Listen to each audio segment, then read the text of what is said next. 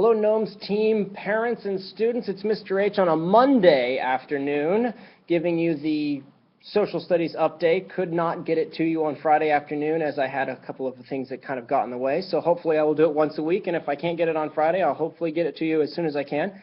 So here is our little bit of an update for this coming week, which is today the 18th through the 22nd.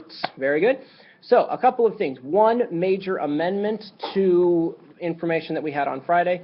We were scheduled to have a quiz on Wednesday on the 5 themes of geography. We're going to have to push that until Thursday because the school wants to have a fundraiser kickoff on Wednesday, which is going to change our schedule a little bit, and I didn't think it was fair to have the kids do a quiz on a day that was going to be a little bit out of control, and our class periods were going to get shrunk just a bit. So that has been moved to Thursday.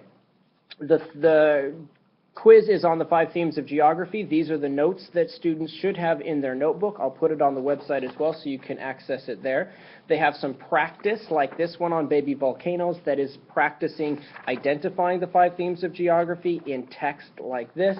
There also is one that we just finished working on today, which is about an anthropologist and Lucy, the Australopithecus, which again has some practice. These are all the practice kind of study guide types of things that students should be looking at and using to help them kind of ID the 5 themes of geography in text. The quiz will have 2 parts. One part will be a sentence that then they have to identify the 5 themes of geography. And it's a bit of a trick question. There's actually 7 themes of geography because absolute location, relative location, cultural place, physical place.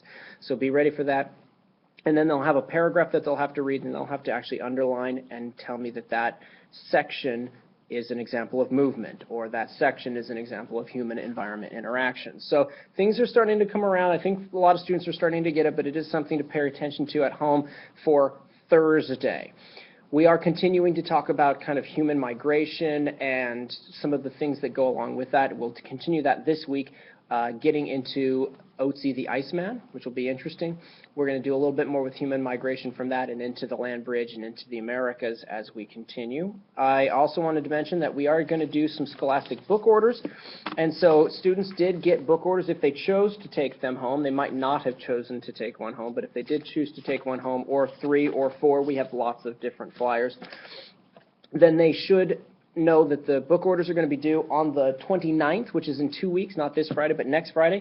And they have lots of options for ordering. In elementary school, you might have only been able to order online. I will accept checks. Just make sure that you write the checks to Scholastic Books, not to Salem Middle School or to Mr. Hutchinson. You don't want to give me money. And they can order anything they want. If you do want to order online, there is a code that they have to use. It's GKDV8, which I'll put in this as well, and they should have written it on the top of their flyer right there. That allows you to get the books to our school.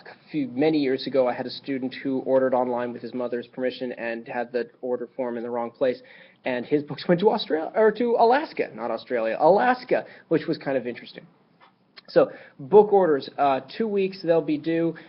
Use the online order code if you want. You can also bring in checks, but they need to make sure that they fill out the back of the form there so that I know which books they actually want, and it's easy to read, so that's good. Cash is a little tricky for me to collect, but if that's the only way you can get a book, that's the only way you can get a book, so I'll accept it.